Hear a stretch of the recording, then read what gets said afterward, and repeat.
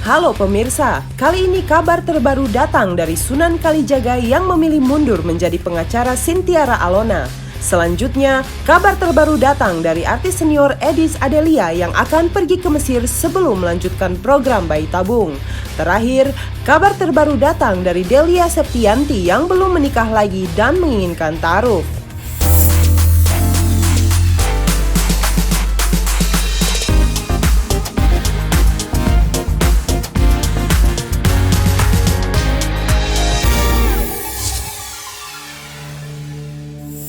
Kasus prostitusi online di bawah umur yang terjadi di hotel milik Sintiara Alona masih terus bergulir. Akan tetapi Sunan Kalijaga yang awalnya menjadi pengacara Alona memilih mundur dari kasus yang menimpa rekannya. Meskipun belum diketahui dengan pasti Alona terlibat atau tidak, Sunan memilih untuk mundur dan mendukung penuh proses penyidikan yang sedang berlangsung.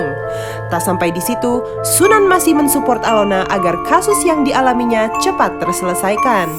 Ya, jadi waktu di awal pernah kan saya sampaikan juga sama teman-teman bahwa untuk terkait dengan dugaan kasus yang menimpa kawan saya Sintiara Alona itu, saya mau memastikan betul apakah sejauh mana keterlibatan Alona terkait dengan pasal atau tuduhan-tuduhan yang disangkakan kepada dirinya, sehingga saya mau memastikan betul proses penyidikannya, dan saya memastikan bahwa tidak ada penekanan, ya, pihak penyidik bekerja secara profesional, dan itu saya apresiasi, ya, karena saya juga salah satu orang yang sangat mengecam keras adanya prostitusi online terhadap anak di bawah umur.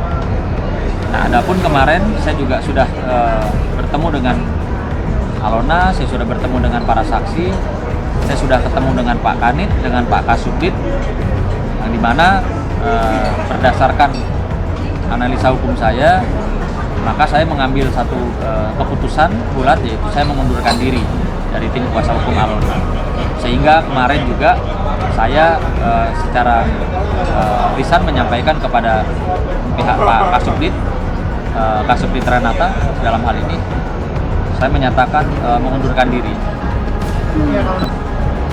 Alhamdulillah Alona per hari ini juga saya sudah komunikasi sama Alona bahwa sepertinya saya tidak bisa terus menangani perkaranya Alona karena satu dan lain hal.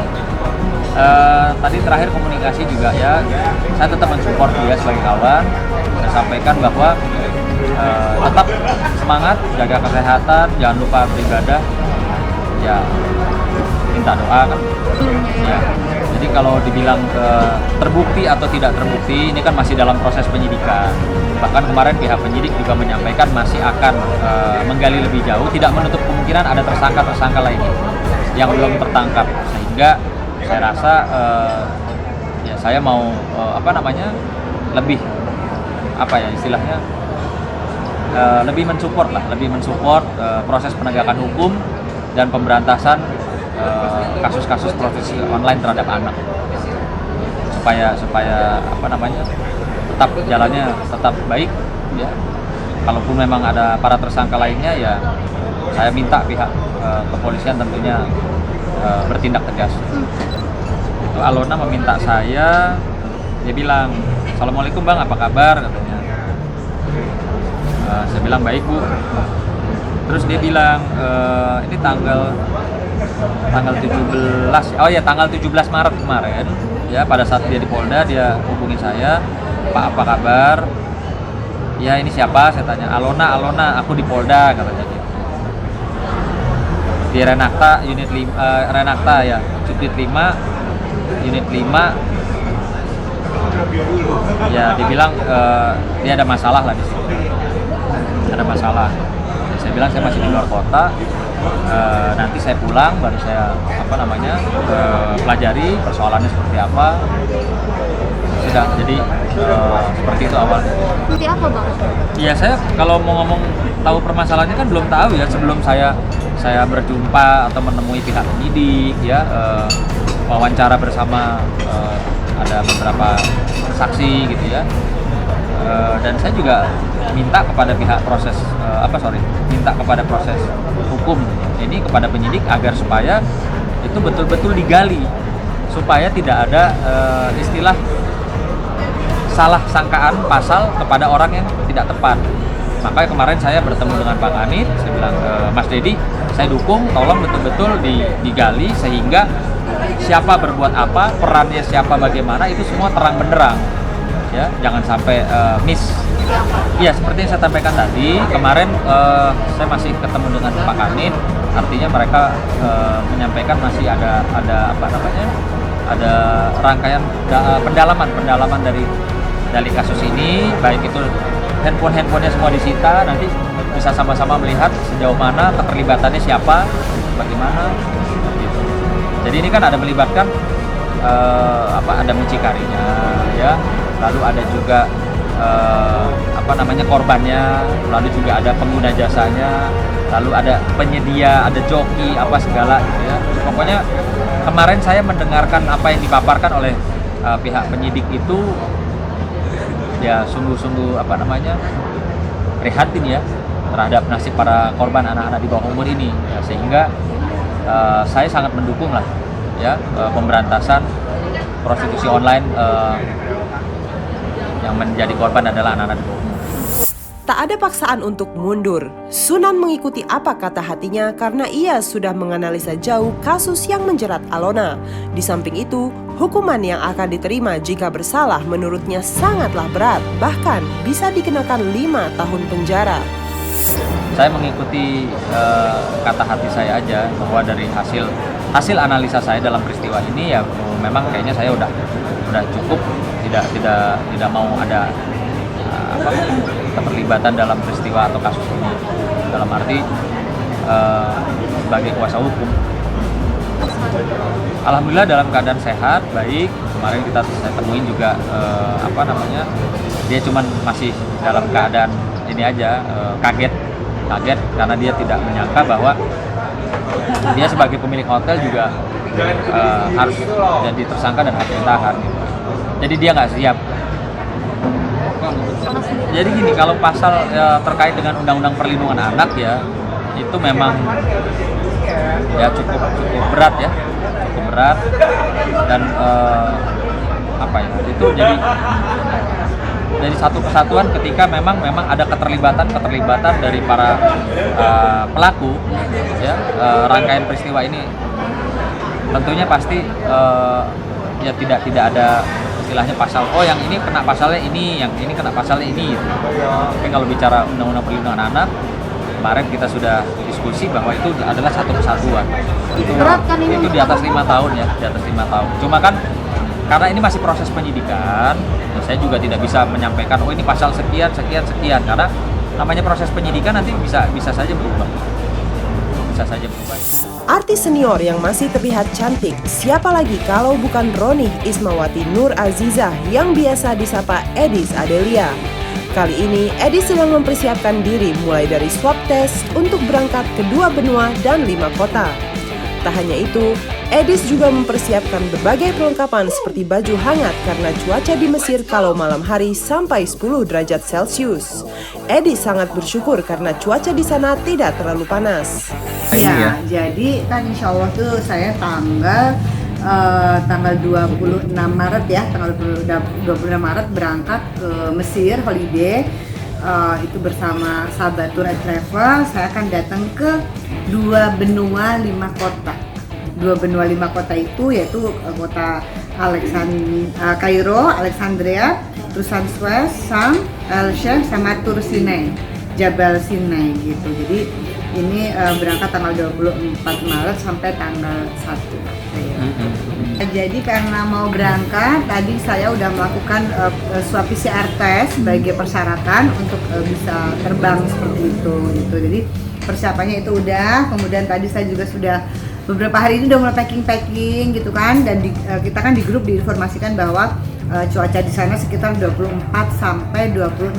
Artinya kalau siang tuh segitu 24 sampai 26 itu sejuk ya, kayak udara puncak. Kalau malam dingin 10 derajat gitu dan anginnya agak kencang gitu. Jadi ya persiapan bajunya misalkan kalau pakai rok harus pakai legging supaya nggak dingin seperti itu. Tapi nggak terlalu dingin sih, cuma sejuk, alhamdulillah nggak panas, itu dia gitu. nanti? Saya sama kakak saya, ada teman saya Almut, terus kemudian juga ada ownernya dari Sabah yaitu suaminya almarhumah Soleh Abdullah, Pak Alas, sama Zahra anaknya almarhumah Ayah gitu. Terus ada adiknya Ayah juga, adiknya almarhumah si Reza gitu. Terus ada beberapa jamaah lagi gitu. Meskipun liburan kali ini tak didampingi suami karena tak mendapat libur kerja, ternyata Edis habis liburan ke Mesir akan melanjutkan program bayi tabungnya. Bahkan setelah transfer embrio, Edis memilih istirahat penuh. Jadi suamiku tuh orang kantor, dia tuh kalau mau libur tuh harusnya sesuaiin tanggal merah gitu kan. Nah sementara ini kan liburannya saya itu ada liburan di sela-sela saya program bayi tabung gitu, karena kita bicaranya siklus gitu. Jadi karena memang waktunya liburan saya adanya itu dan suami nggak bisa, makanya kakak saya nemenin gitu. Jadi nggak apa-apa sih ada kakak, karena kan habis itu saya insya Allah mau transfer embrio, bed rest deh gitu. Untuk program bayi tabung, alhamdulillah kemarin sepulang saya dari Turki langsung program dan sudah punya program, terus sudah punya 1 embrio, good, alhamdulillah 1 embrio bagus. Nah ini kita tinggal bicara siklus, nanti insya Allah saya sepulang dari Mesir mau transfer embrio gitu. Jadi tinggal transfer embrio, habis itu sebulan kemudian baru diketahui isi berhasil atau tidak. Minta doanya dari pemirsa semua. Saya lagi ikhtiar maksimal untuk punya keturunan, makanya dibawa enjoy, dibawa happy, ya ada waktu buat liburan, saya liburan gitu. Jadi kalau kita nyebutnya FFET ya, Frozen Embryo Transfer itu embrionya langsung ditaruh di rahim. Makanya kalau orang hamil bayi tabung itu rata-rata 8 bulan, 8 bulan bukan 9 bulan, karena bukan kehamilan normal. Kalau kehamilan normal kan melewati tubal fallopi dulu, segala macam dulu gitu. Tapi kalau program bayi tabung ini embrio transfer itu embrio yang sudah jadi kemudian dimasukkan ke dalam rahimnya kita gitu. Ya karena kemarin kan udah ada pengalaman ya, udah ada pengalaman program yang kemarin sempat jadi tapi 5 minggu kemudian harus kehilangan, artinya ya memang kita harus bawa enjoy, kita harus bawa relax gitu, artinya jangan jadi nggak boleh tegang juga. Makanya banyak orang bilang kalau di program bayi tabung tuh nggak boleh stres gitu, makanya ya suami ngasih saya izin jalan-jalan sih sebenarnya itu gitu. Dan alhamdulillah kemarin pas pulang dari Turki program dapat telur ya 1 sih, kayak emang telur saya cuma sedikit-sedikit, dapat telur 1 dan hasilnya tuh good. Bahkan program yang kemarin kan saya tahun lalu tuh kolek embrio, itu saya belum pernah dapat telur yang sebagus ini malah bagus gitu. Dan sambil nunggu mau PET ini Frozen Embryo Transfer, saya ke Mesir, jalan-jalan dulu ke Mesir, refreshing dulu seperti itu. Dan kalau ke Mesir memang saya udah pengen banget dari dulu, saya percayakan ke sahabat Tour and Travel gitu kan. Dan pada waktu sebelum almarhumah wafat tuh sempat ada rencana pengen ke Jordan, Palestina sama almarhumah Ayah gitu. Tapi beliau berpulang, terus kemudian akhirnya yang dalam waktu dekat ini ke Mesir gitu. Jadi setelah bercerai dengan Tovan Putra Unggul Pohan, penyanyi cantik Delia Septianti masih menyibukkan diri dengan terjun ke dunia usaha. Selain itu, Delia mengaku masih kesulitan untuk mencari pasangan baru karena ketakutan gagal untuk kedua kalinya.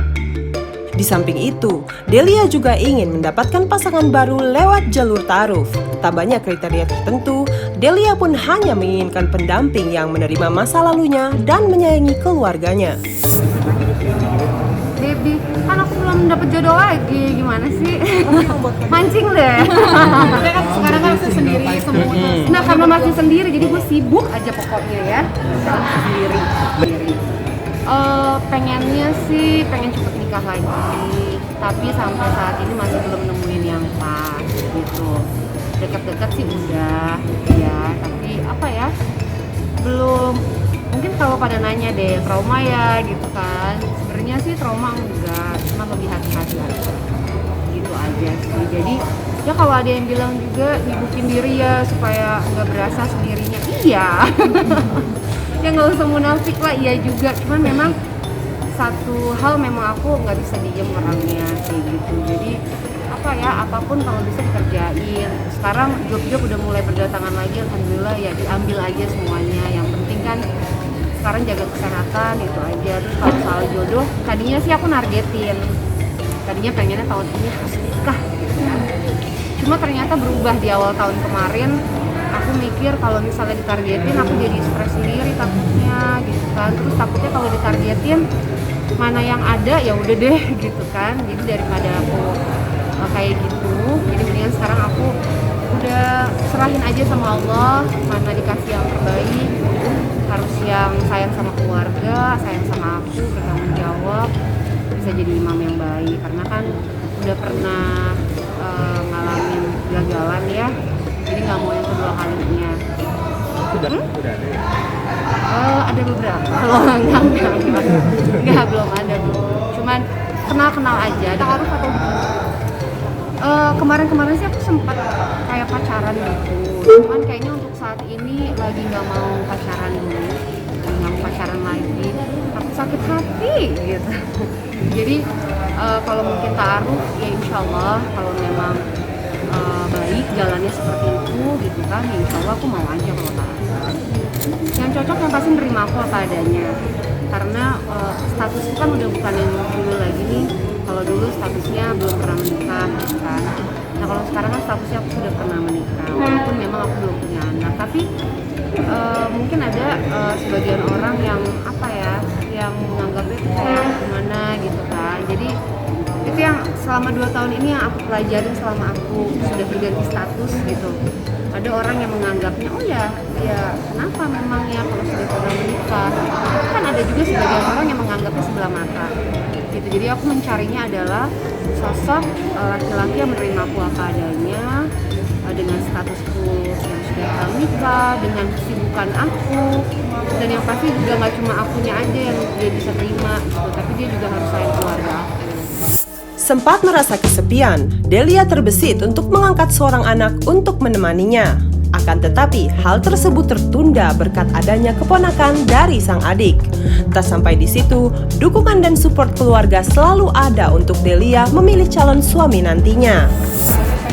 Sempat kepikiran aku pengen ngangkat anak aja deh gitu kan. Tapi alhamdulillah Allah kasih aku ponakan yang lucu-lucu. Jadi aku punya adik paling kecil, adik aku cuma 1. Dan dia menikah muda gitu ya, dan punya anak langsung 2 gitu. Dan tinggalnya juga kadang-kadang barengan sama aku juga. Nah jadi aku merasa kayak apa ya mungkin ini caranya Allah kali gitu. Karena Allah lihat aku cuma sama mama aja, sama papa aja gitu kan. Ternyata adik aku dikasih keturunan, ya udah akhirnya tadinya kepikiran untuk adopsi anak itu jadi belum karena memang aku deket banget sama keponakan aku ini gitu, udah dianggap emaknya sendiri juga gitu. Jadi ya udahlah, aku nganggapnya anak aku sendiri juga sih ponakan-ponakan ini. Alhamdulillah sih sangat membantu menghilangkan kesepian aku. Entah atau gimana? Sebenarnya kalau desakan sih enggak mbak, cuman kalau kayak pengen cepet sih pasti ya, namanya orang tua gitu kan. Jadi kalau misalnya aku deket sedikit sama cowok gitu, mama papa tuh kayak yang langsung kenalin dong gitu, datang dong ke rumah, padahal baru kenal gitu kan.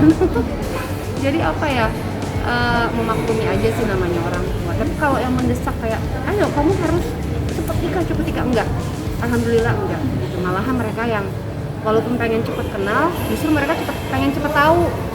Coba sini yang mama lihat, kan feeling orang tua biasa benar ya. Jadi biasanya aku kalau kenal dulu, aku kenalinnya ke mama dulu. Aku kenalin ke mama dulu. Kalau misalnya memang udah seret banget, dia juga serius, baru ketemu sama papa. Tapi mungkin kalau untuk seriusnya nikahnya segala macam itu masih pertimbangan banget. Yang penting kenal